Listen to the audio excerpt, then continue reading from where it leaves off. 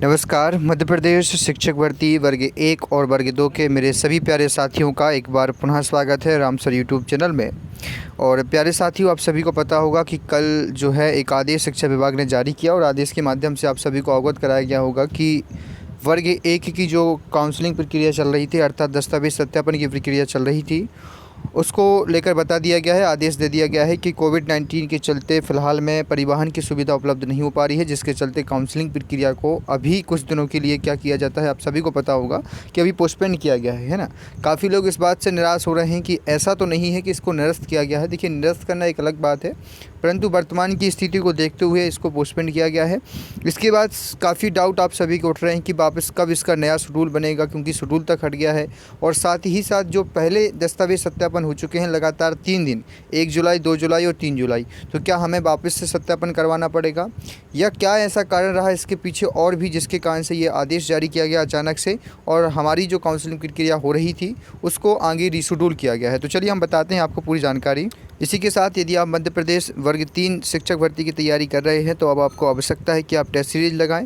और online test series लगाने के लिए आप परीक्षा ऐप को डाउनलोड कर सकते हैं साथियों, गूगल प्ले स्टोर से, और या फिर मैंने डिस्क्रिप्शन में लिंक दी हुई है। यहाँ से आप बहुत ही अच्छे बेहतर तरीके से वर्ग 3 की समस्त टेस्ट सीरीज लगा सकते हैं। पर ध्यान दीजिएगा, जब भी आप यहाँ से कोई भी टेस्ट सीरीज लगा रहे हैं उसके लिए कूपन कोड दिया गया है जो है राम सर G40। इसका आप प्रयोग करेंगे तो आपको मिलेगा 40% तक का ऑफ। तो जब भी आप कोई भी टेस्ट सीरीज परचेस कर रहे हैं, कूपन कोड का प्रयोग बिल्कुल ध्यान से कीजिएगा। तो साथियों देखिएगा, आपको मैं शिक्षा विभाग की ये DPI की है, DPI में लेके चलता हूँ वर्ग 1 पर। और वर्ग 1 पर आप देखेंगे कि कल ही रिसेंटली यहाँ पर ये डला हुआ था कि लोक परिवहन की सुगम व्यवस्था न होने और कतिपय शहरों में कोरोना महामारी के लेकर लॉकडाउन को दृष्टिगत रखते हुए माध्यमिक उच्च माध्यमिक की जो काउंसलिंग प्रक्रिया थी उसको कुछ समय के लिए जो है पोस्टपोन कर दिया गया है। इसी के साथ में साथियों कुछ डाउट हो रहे थे। सबसे पहला डाउट आप लोगों को लगातार ये आ रहा है कि सर, जिनका पहले दस्तावेज सत्यापन हो चुका है क्या उनको वापस से सत्यापन कराना पड़ेगा? तो पहले इसका आंसर होगा नहीं। एक बार आपका सत्यापन हो चुका है या आपकी प्रोफाइल में टू बी एक्सेप्टेबल है, टू बी जो आपका होल्ड किया गया है या आपको रिजेक्ट किया गया है, तो जो आपका पहले हो चुका है उसके बाद आपका 3 तारीख तक जिनका हुआ है उनका हो जाएगा, उनका कोई दिक्कत नहीं, वापस से बिल्कुल भी नहीं होगा। सेकंड बात निकल के ये आ रही है कि सर, जिनका अभी बिल्कुल भी नहीं हुआ था, अर्थात जिनका हमको बताएं 6 तारीख से था या 7 तारीख से था, तो क्या हमारा वापस से होगा क्या दोबारा? जी बिल्कुल। तो आप लोगों के लिए रीशेड्यूल डेट मिलेगी और आपको जाना पड़ेगा। तो जो 3 दिन के सत्यापन हैं उनको बिल्कुल भी नहीं होना है, क्योंकि एक बार उनका हो चुका है। जो भी आपके पास स्टेटस में आपको मिला है वही आपका रहेगा। अब मैं एक बात बता दूं, सबसे बड़ा एक रीज़न हो सकता है, इसके पीछे क्या रीज़न हो सकता है मैं बताना नहीं चाहता हूं साथियों। देखिए, आपको पता होगा कि शिक्षक भर्ती के जो नियम थे लगभग कंप्लीट नियम 30 जनवरी का जो आदेश आया था उसमें बता दिए गए थे। उसके बाद भी थोड़े थोड़े नियम करके सरकार ने अभी तक बहुत सारे नियम बता दिए हैं। लेकिन इसके पीछे की बात करते हैं तो काफ़ी सारे ऐसे नियम भी थे साथियों जो सरकार के पास तय नहीं हो पा रहे थे। और अभी तक जो 3 तारीख तक के दस्तावेज सत्यापन की प्रक्रिया चली है, इसमें से लगभग मैं बता रहा हूँ आपको, अधिकांश विषयों में लगभग 20% स्टूडेंट बाहर हुए हैं लगभग, और 80 से 70% अभ्यर्थियों को ही ज्वाइनिंग मिली है या फिर दस्तावेज सत्यापन सफलतापूर्वक हुए हैं।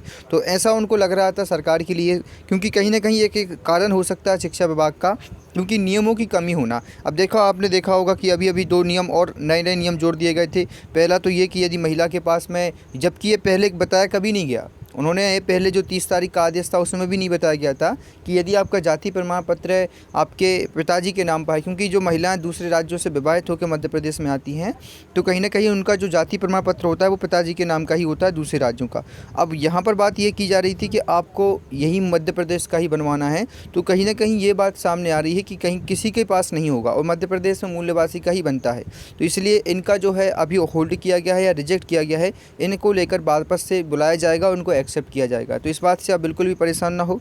दूसरी बात ये सामने आ रही थी, उनको लग रहा था कि जो 2 डिग्रियों का एक सत्र में हो रहा था, ऐसे कई अभ्यर्थियों को बाहर भी किया गया था और कुछ लोगों को होल्ड पर भी रखा गया है। तो इसको लेकर भी वो आगे नियम बनाएंगे, क्योंकि कहीं ना कहीं अभी जो 3 दिन की काउंसलिंग हुई है उससे उनको इतना अंदाज़ा हो गया है कि काफ़ी अभ्यर्थी बाहर हो रहे हैं। तो उनको ऐसा लग रहा है कि कहीं ना कहीं नियमों की अनदेखी हो रही है या हम लोगों ने जो नियम बनाए हैं वो पूर्ण नहीं है, इसमें संशोधन उनकी आवश्यकता है। तो मुझे ऐसा लग रहा है कि कोविड-19 का सहारा लेते हुए इस चीज़ को बताया गया। कहीं न कहीं ये सही बात है, क्योंकि एक साथ इतने सारे नियम रख देना, अचानक अतिथि शिक्षकों के लिए एक सत्र वाली बात कर देना, तो ये सारी चीज़ें जो हैं अचानक ही हुई हैं। तो इससे लेकर सरकार का भी एक नया रवैया हो सकता है। आगे चल के शिक्षा विभाग नए शेड्यूल के साथ, नए नियमों के साथ वापस से काउंसलिंग कराएगा।